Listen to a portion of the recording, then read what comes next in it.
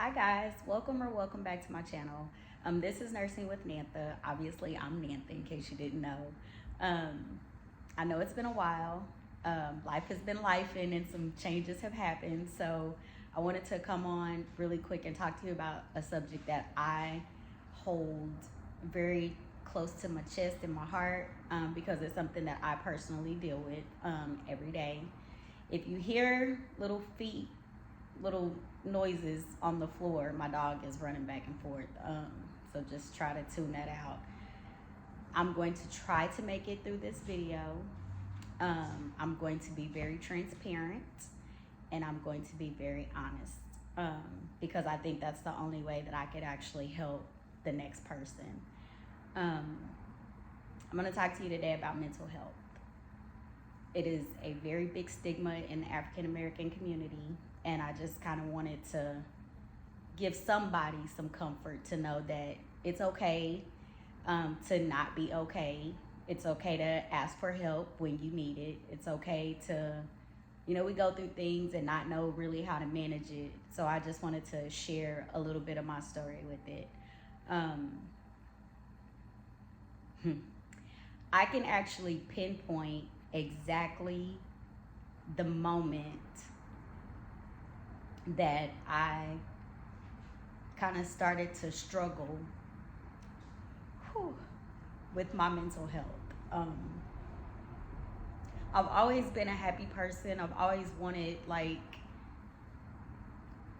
love to dance. I love to joke and kid. I'm a big jokester and everything like that. But I was talking to a couple of my friends and I said, it just seems like from 2020 until maybe last year, everything is kind of a blur and we just kind of forgot about it. And I think a lot of people actually got lost in the day-to-day of life. You just kind of had no reason to stop and really process everything that had happened from the end of 2019 until now. So everyone knows that COVID happened in 2020. Nobody really knew what it was. There really was no rhyme or reason. Everybody was scared, panic, and everything. So I say 2020 was probably the start of my mental health journey. So I can remember in March, and just by the way, the reason why I'm doing this video now is because it's March, and usually I notice around my birthday, it's the end of February, all the way through April, I usually have, a little bit of struggle. It's hard for me to do the day-to-day things. So I'm going to tell you why. I'm going to explain it. So in the beginning of March, my dad, he was diagnosed with prostate cancer, and he was going to have surgery to take his prostate out. So I went from Dallas to Oklahoma City, and because I'm a nurse, and I was going to stay and help, after he got out of the hospital, and to help with my mom because she had already been diagnosed with pulmonary hypertension, some liver issues, just a bunch of stuff. So I was going to be there to help take care of both of them.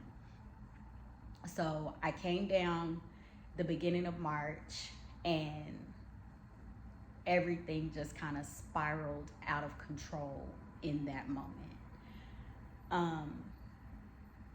I remember bringing my dad home from the hospital, and I was so exhausted.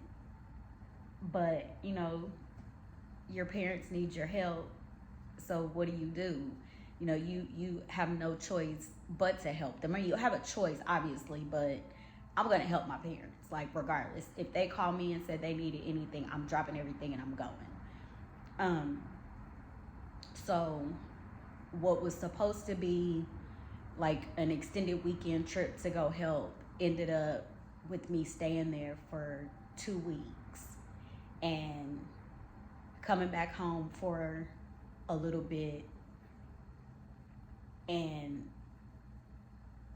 everything just went so fast, it's kind of a blur. And you know, people try to block out hurtful or traumatic experiences, and sometimes you just can't. So what happened during the time that I was in Oklahoma City, my dad was sick and hurting and swollen and having some issues from his prostate surgery. And my mom was, I don't want to say quickly deteriorating, but she was going downhill. And me and my mom have always had this understanding that when it gets to a point that I can't manage it at home, I'm going to be honest with you and I'm going to tell you that we need to go to the hospital. And usually what my mom did was she would fight me about going to the hospital. I'm not going to the hospital. I don't want to go to the hospital. No, because they're going to want to keep me. Well, duh, yeah, lady, they're going to keep you because you're sick. And I remember getting my mom to take her medication. We had our routine down as to what she was doing. And I looked at her this one particular day. Her blood pressure was low. She wasn't eating. Just things just weren't right. So I remember standing in front of her while she was on the toilet, and I said, I think it's time for us to go to the hospital. I was like, I can't, this is becoming too much for me to handle here at home. I can't do this by myself now. I'm not equipped for this. And you guys don't know me, but for those of you that do know me, you know that I pride myself on being a really good nurse and being able to handle stressful situations really easy. Well, this was something that I couldn't handle anymore. It was no longer safe for me to do it at home. So a little piece of my heart broke when my mom looked at me and said, I agree, go ahead and call the ambulance. So in that moment, Saf, no. So in that moment, I call 911, and I'm giving them a little rundown on what's going on and everything. They get there, her blood sugar is like 28. But she's still alert and talking, she's not talking crazy or anything like that. But they get there, they get her in the ambulance, and me and my dad take off and head to the hospital. So we're waiting, and we notice that they're not there. So we're just kind of like, what in the blue hell is going on? Why are they taking so long to get here? So they finally get there, and they're like, well, we couldn't start an IV on her. Like, we're trying to give her glucose to get her blood sugar up. So we just ended up racing here to get her to the hospital. That was the last time that my mom was at home. So we get her to the hospital. They're going through their thing. I'm there because I'm a nurse, and I'm going to take care of her. I'm going to make sure she's got everything that she needs. Nobody else, just come give her her meds. That's all you have to do. Well,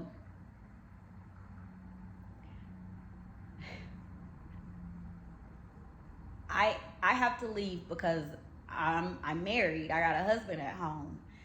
So I'm neglecting my wifely duties. So I'm like, okay, I'm going to leave and I'll be back this weekend. Had plans to get her, get her discharged. She's doing a little bit better, taking her meds. Blood pressure's fine. Heart rate is okay. But she's supposed to be coming home. Well, I'm packing my bag to come back the weekend of her birthday, because one of my good friends' birthday is the day after my mom's birthday. So we have like a little weekend thing planned. Well, in the midst of packing the car to come back, I get a phone call from her doctor, and the doctor says, hey, we need to talk about putting your mom on hospice. Can you call your dad and we can do like a 3-way conference call? So I'm like, wait, what? What do you mean? Because when I came back, she was supposed to be coming home and getting discharged. And he said, yeah, the person that came to the hospital 2 weeks ago is not the same person that's here right now.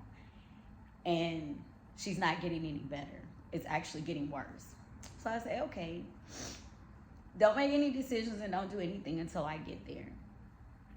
Well, my mom's on the phone in the background because the doctor's in her room, and I was like, Mom, this is not what we agreed on. You know, like, you said that you were okay, and you said that you were okay. You were supposed to be coming home this weekend, like it's your birthday. This is not what we agreed on when I left. Like, that's the only reason why I left, was because you were supposed to be getting ready to get discharged.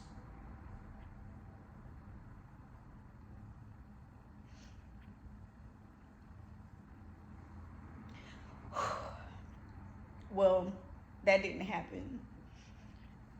That weekend, my mom told me to go ahead and call certain family members, her sisters and brothers, and my brother, and tell them that they were putting her on hospice. And she was gonna go to the hospice house because she was tired and she wanted to come off of the medication that was basically keeping her alive. For me, that was the start of my downfall with my mental health.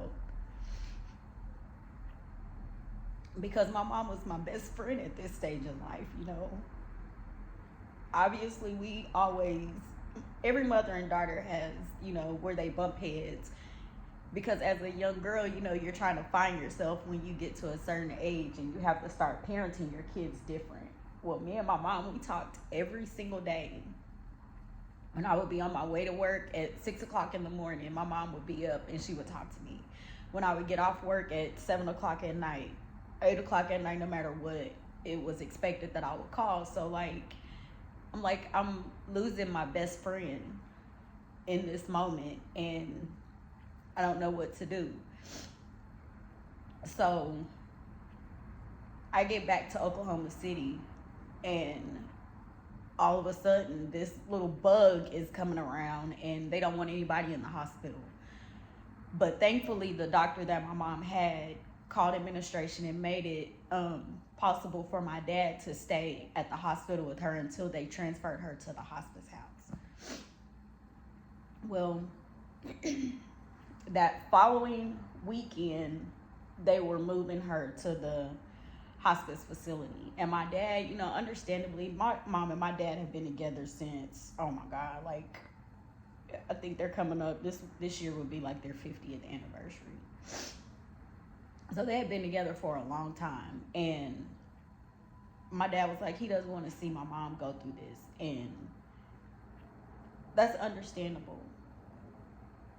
So I said, well, I do this for a living. Like, I can shut off daughter mode and go strictly into nurse mode and make sure that my mom was okay. That was such a big mistake now that I look back on it. Because I'm a daughter first. But I switched into nurse mode.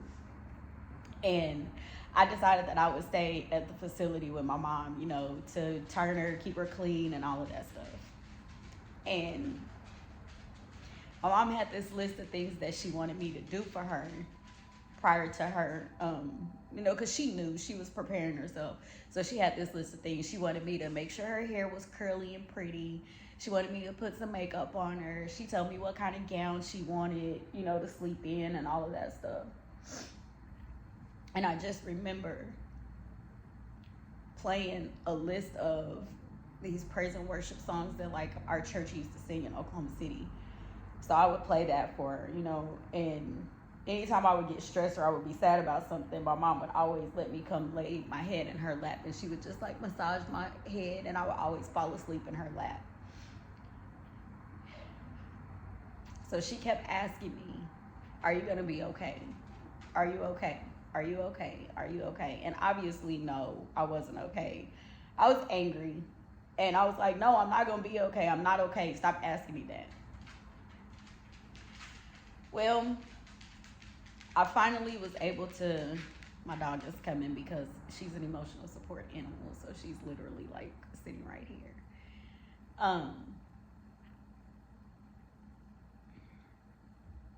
I remember finally telling her after everybody else had came in and said their goodbyes. I remember finally saying, no, I'm not okay, but I'll be okay. I don't want you to hurt anymore. I don't know when I'll be okay, but I understand that you're hurting, and I don't want you to keep holding on just for me, because that's selfish.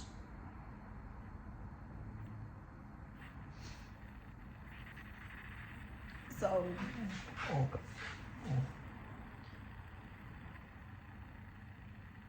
she told me to lay in the bed with her so she could do her usual thing and massage my head. And that was the last time that I heard my mom's voice. The next day,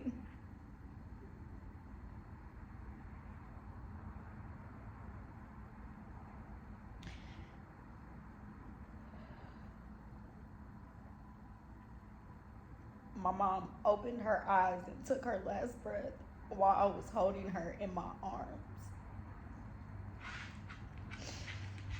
And I don't think that mentally or emotionally I have been okay since then.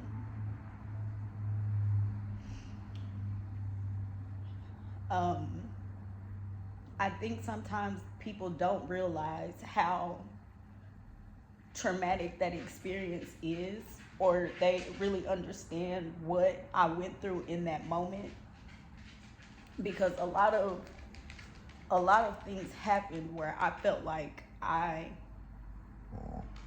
didn't really get the support that I needed in that moment, and I just started spiraling out of control. I became very mean. I wasn't acting like my normal happy self. I didn't care about anything. I didn't even want to be here anymore, because the level of pain that I was feeling, I just wanted it to stop. I just wanted it to go away. And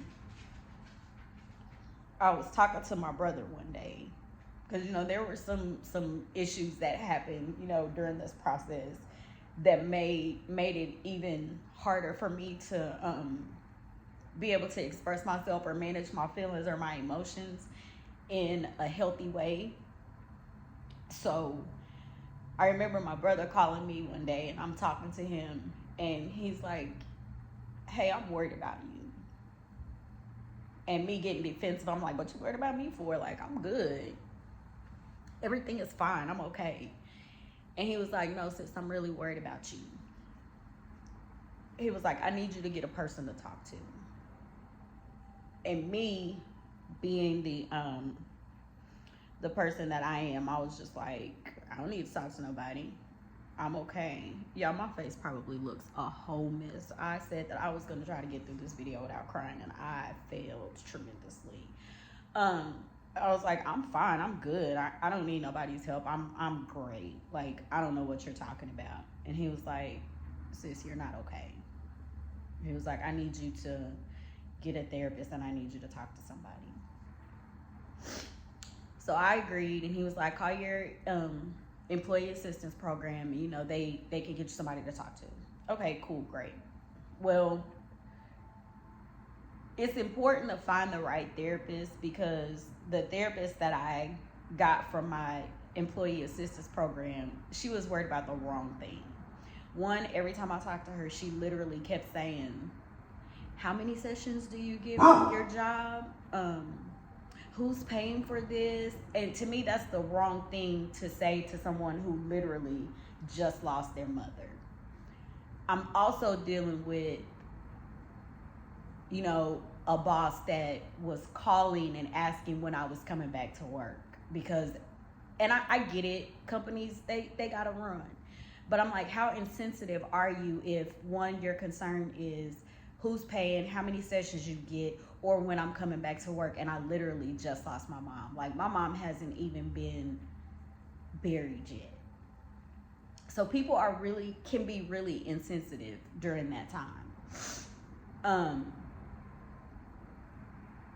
So I think with the therapist that I had, she also told me that I was codependent and it was inappropriate for me to, talk to my parents every day. And I'm sitting there like, lady, listen, one, I talk to my mom and my daddy every day because they're in a state by themselves and I'm the closest child that they have, and they both have health issues.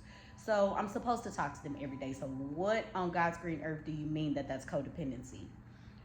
It's not. Everybody has a different dynamic with their family in different cultures. And she didn't take into consideration that in my culture, you talk to your parents. Like, yeah, people fall out, but like overall, you talk to your parents, Plus, when somebody is sick, somebody's got to check on them, you know what I'm saying? So that kind of blew me and threw me off and didn't help how I was feeling at the time either. So, I talked to some friends and I'm like, hey, does anybody know a therapist? Like, I would prefer to have a therapist that is going to understand how I'm feeling and understand my family dynamic. And thankfully, I ended up with the therapist that just fit for me and what I needed, trying to get myself together. So I am an advocate for therapy, but I think that you have to do your research and make sure that you're getting what you need from that person. My therapist plays no games with me. She listens, and then she is like, so tell me how that's working out for you doing it the way that you're doing it. And that's what I needed. She isn't like, oh, you're wrong, you shouldn't have did that. She's just like, well, how did that work out for you? Are you trying to change? Are you trying to get better? Okay, so if you are, then how about you try doing it this way? So that was what I needed in that moment, and that's what has helped me start to get to a better place. Yes, it is 4 years later. Yes, some days I still struggle. Some days it's hard for me to get up out of the bed. Like, it's hard for me to open up the blinds and go outside and enjoy things when life gets hard, relationships end, you go through a new phase in life. I still wish that I could talk to my mom. I still wish that she was here. I just turned 47. There's a lot of stuff that I want to ask her that I can't because she's no longer here. And because of unfortunate situations, I don't have anybody else that I could turn to answer those questions for me. So those are the times where it gets really hard for me. But in order to heal when you're dealing with mental, there's somebody walking past, and my dog is like straight protect mode. There's something to be said about having a therapist that says, okay, put a plan in place. When you feel like you have a weighted blanket on and you just can't get up, that's when you need to make sure you do everything on your plan so that you can be productive that day and you're not just in the bed all day and you're not sinking further into depression. So I have a plan, like a process that I go through every day. I get up every day, wash my face, I take a shower. I try to put a little bit of makeup on to be cute. I make sure my hair is done. I open up the blinds every day. I sit outside and meditate and drink coffee. I write in my journal, my gratitude journal, and then, my regular journal. Some days I write in my gratitude journal and I'm glad I woke up this morning. Like, I'm glad the sun is shining. I'm glad I could hear. I've learned that I have to find those little things to be grateful for to give me that push that I need. I have people who are my safe space, that when I'm feeling down and I'm just thinking thoughts that are not the best, that I could call and be like, hey, this is how I'm feeling today. Like, if I don't check in for a week, if I don't check in for 3 days, like, reach out. Like, we have that understanding that, you know, they get mad at me because when I isolate myself and I shut down, I put my phone on do not disturb and nobody can get through except my kids. And people don't like that. So when I do that, people start calling or, you know, popping up, or, hey, you need to get out the house today. Okay. Like, I know I've been isolated for a couple of days. Let me get outside. Like, I recognize the signs of depression when they come, you know, because I have been diagnosed, just so you know, with high functioning anxiety and depression. And it took me a long time to be comfortable to say that. It has taken me a long time to be able to say, you know, I'm not okay. I don't feel the best. I still don't like to cry, you know, in front of people, because it makes me feel very vulnerable. So it has been very hard for me to get through this video because I have to show a different side of me that I don't let a lot of people in and see. But I just want you to know, a person looks like they have it all together. Like, you need to be kind, because you just never know how close to the edge a person is actually walking. You know, you never know that your snarkiness or sarcasm or meanness, that could be the thing that pushes them over the edge. And, you know, you just have to be kind to people.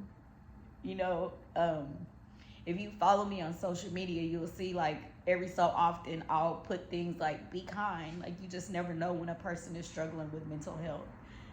This video is probably going to shock a lot of people, because I don't tell everybody that I struggle with mental health. I have since my mom passed away. You know, and I've had a lot of traumatic experiences that happened, like, back to back to back to back. And people are just like, oh, but you're smiling. Oh, but you're okay. Like, you'll get through this. This is okay. This is not a problem. But it is. That's a face that you have to put on, you know, because you still got to go to work, still got to go to school, still have to do things. You know, like, you can't just, I mean, I guess you could, but most people really don't want to just roll over and, you know, let the situation do them how they, you know, just give up. Trust me, I have thought about it plenty of times, but there's always one thing that's like, you can't give up. Like, you got to keep pushing for somebody. So just be kind to people. Like, you never know what people are going through and what experiences they've had in life that, you know, could make them take their own life. So just be nice to people and know that it's okay to not be okay. I feel like I have really been rambling in this video, and for that I'm sorry, but I really hope that, you know, you can see through the tears and see through the my face looking a hot mess right now, but you can see through that and, you know, just handle your friends and your family with a little bit of care and a little bit of gentleness, because you just never know where they're at in life and what they're going through. You know, be like that support system that they need. People don't want to hear, oh, you're so strong, oh, you'll get through that, oh, God is gonna make a way. Like, people don't want to hear that, because it feels like you're invalidating feelings, you know, and you shouldn't do that. Like, meet them where they are. Just listen when they want to talk, you know, get them out the house. Just be kind. I'm again, sorry for rambling. I will probably come back with another part, like a part 2 or something, to get through this, because this has gotten way too long, way longer than I expected it to be. I am in a better place. Every day is a work. I'm just trying to be a better Nantha in a new season of life. You know, and I'm trying to learn this new chapter without my mom being here, and hopefully it can help somebody else. Stay tuned for the next video. Have a good day.